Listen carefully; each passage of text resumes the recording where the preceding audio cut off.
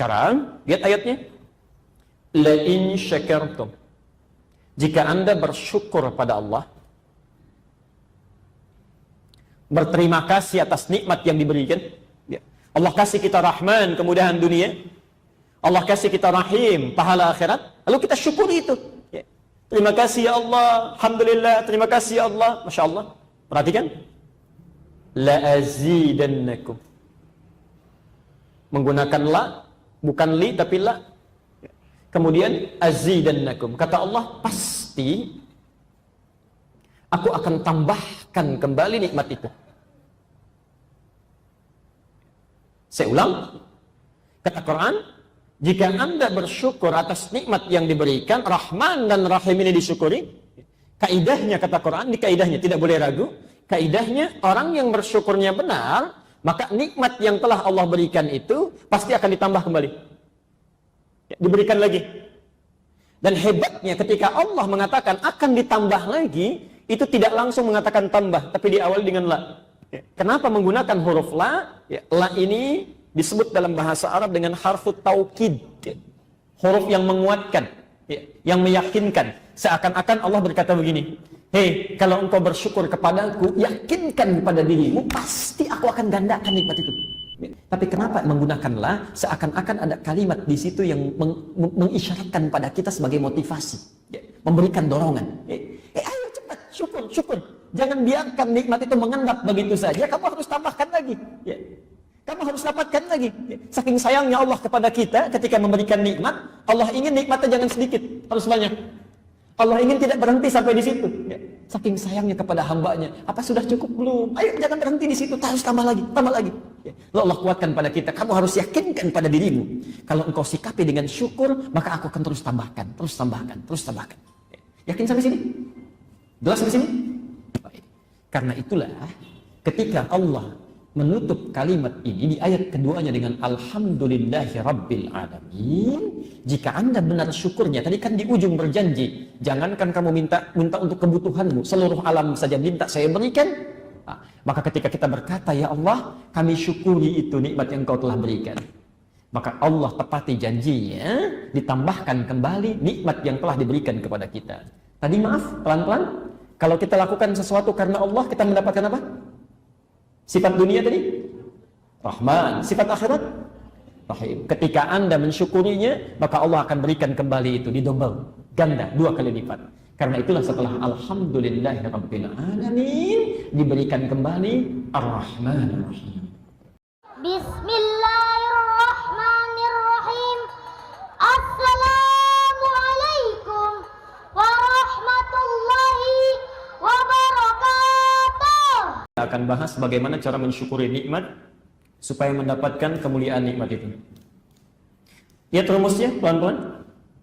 Kalau kita lakukan segala sesuatu karena Allah, tadi Allah akan berikan apa pertama? Kenikmatan dunia disebut apa? Rahman. Pahala akhirat disebut apa?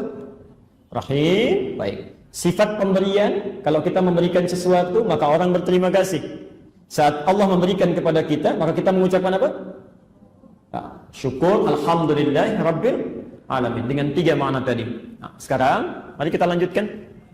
Umumnya, kalau dalam dunia manusia, ada seseorang memberikan pemberian, mohon izin saya akan lambatkan di sini, karena ini mulai masuk pada inti bahasan kita. Saya berikan handphone misalnya.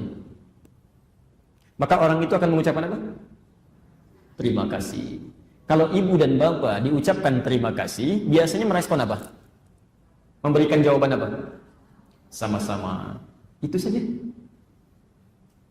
Atau mungkin begini, ngasih handphone, terima kasih, kasih handphone lagi. Ada yang begitu? Tidak ya? Paling berhenti sampai di mana? Sama-sama gitu ya? Baik.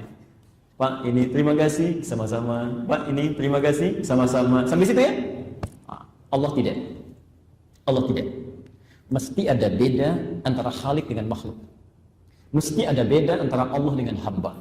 Kalau sama, Allah menjawab yang sama, maka tidak ada sifat Tuhan di situ. Ya Allah, terima kasih Engkau berikan hamba nikmat saat ini, sama-sama. Nggak ada bedanya nanti. Mesti ada beda. Mesti ada beda. Di setiap Tuhan dengan makhluk, Khalik dengan makhluk, mesti ada perbedaannya. Misal, mari kita berikan contohnya. saat kita benar mengucapkan Alhamdulillahi Rabbil Alamin, betul-betul menghayati kalimatnya, mengamalkan isinya, maka lihat janji yang diberikan oleh Allah. Quran surah ke-14 ayat 7. Quran surah ke-14 ayat 7. Kita hafal itu. Ya, kita hafal ujung kalimatnya saja. La in syakartum la azidannakum.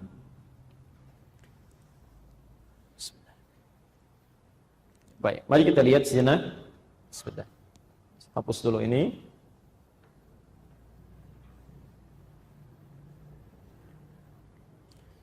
Baik, kami tuliskan sejenak. La in syakartum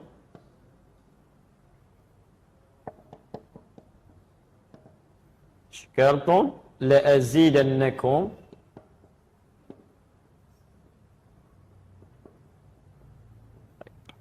Perhatikan rumusnya, ini persamaan Quran ya. Baik, Bapak Ibu sekalian, saya mohon izin sebentar untuk mengingatkan. Ingat, kalau kita berbicara Quran, maka kaidah pertama yang dibuka oleh Allah dalam Al-Quran itu tidak boleh ragu. Saya ulang ya. Kalau kita ingin berbicara tentang Quran, maka kaidah pertama yang dibuka dalam Al-Quran oleh Allah, kalimat pertamanya itu tidak boleh ragu. Ya, nanti lihat rinciannya. Alif Lam Mim, dzalikal kitabu la raiba fi. Lihat kalimatnya, kata Allah, semua keterangan yang ada dalam Al-Quran itu kaidahnya tidak boleh diragukan. Jangan ragu ya. Jadi kalau Anda punya keraguan sedikit saja, maka isi Quran itu tidak akan ada manfaat untuk kita. Hanya berhenti di bacaan saja ya. Jadi kalau Allah katakan A, pasti A itu, sampai kiamat pun akan A ya. Quran menyampaikan sifat orang munafik hari ini, besok bisa berubah. Tapi Quran menyampaikan sifat orang munafik hari ini sampai kiamat pun akan sama. Ya. Ketika Quran mengatakan misalnya tadi, ya, wa may yattaqillaha yaj'al lahu makhraja. Kalau takwanya ditingkatkan kepada Allah, kesulitan akan hilang. Ya. Kaidahnya jangan ragu, kita yakin tingkatkan takwanya. Ya. Perbaiki salatnya, ya, perbaiki bacaan Qurannya, tingkatkan puasanya, masalah akan selesai. Tapi kalau Anda ragu sedikit saja, tidak akan dapat itu. Makanya jangan heran kalau ada orang, maaf ya, orang sholat tapi punya masalah juga, orang puasa tidak tuntas juga. Apa yang jadi masalah? Kaidahnya tadi ya. Tidak digunakan, barangkali ada keraguan atau tidak tepat dalam menjalaninya. Nah, sekarang lihat ayatnya. La in syakartum, jika Anda bersyukur pada Allah, berterima kasih atas nikmat yang diberikan ya. Allah kasih kita rahman, kemudahan dunia, Allah kasih kita rahim, pahala akhirat, lalu kita syukuri itu. Ya. Terima kasih ya Allah, alhamdulillah, terima kasih ya Allah, masya Allah. Perhatikan, la azidannakum, menggunakan la, bukan li tapi la. Ya. Kemudian azidannakum, kata Allah, pasti aku akan tambahkan kembali nikmat itu. Saya ulang, kata Quran, jika Anda bersyukur atas nikmat yang diberikan, Rahman dan Rahim ini disyukuri, kaidahnya kata Quran, di kaidahnya tidak boleh ragu, kaidahnya orang yang bersyukurnya benar, maka nikmat yang telah Allah berikan itu pasti akan ditambah kembali. Ya, diberikan lagi. Dan hebatnya ketika Allah mengatakan akan ditambah lagi, itu tidak langsung mengatakan tambah, tapi diawali dengan la. Ya. Padahal bisa Allah mengatakan, la in syakartum azidannakum, la-nya dibuang. La-nya dibuang. Ya. Tapi kenapa menggunakan huruf la? Ya, la ini disebut dalam bahasa Arab dengan harfu taukid. Ya. Huruf yang menguatkan, ya, yang meyakinkan. Seakan-akan Allah berkata begini, hei, kalau engkau bersyukur kepadaku, yakinkan kepada dirimu, pasti aku akan gandakan nikmat itu. Ya. Aku akan tambahkan lagi. Saya beri ilustrasi begini. Kalau saya katakan, kalau ibu saya sampaikan sesuatu, percaya nggak? Alhamdulillah. Nanti jam 3 ada Presiden Pak Jokowi ke sini. Percaya nggak? Oh, enggak. Baik. Kalau Nabi yang sampaikan, percaya nggak? Percaya. Kalau Allah yang sampaikan, ya. Allah tidak harus berjanji, tidak harus meyakinkan kita untuk mengatakan sesuatu. Yang Allah sampaikan pasti benar. Ayat ini saking pentingnya ingin menegaskan kepada kita sampai ditambah la. Padahal tidak pakai la pun pasti ditambah. Tidak pakai la pun pasti ditambah. La in syakartum azidannakum, pasti. Ya. Tapi kenapa menggunakanlah seakan-akan ada kalimat di situ yang mengisyaratkan pada kita sebagai motivasi, ya, memberikan dorongan. Ayo cepat, syukur. Jangan biarkan nikmat itu mengendap begitu saja. Kamu harus tambahkan lagi. Ya. Kamu harus dapatkan lagi. Ya. Saking sayangnya Allah kepada kita ketika memberikan nikmat, Allah ingin nikmatnya jangan sedikit, harus banyak. Allah ingin tidak berhenti sampai di situ. Ya.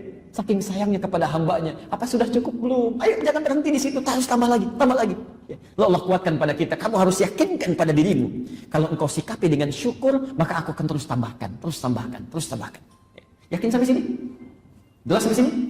Baik.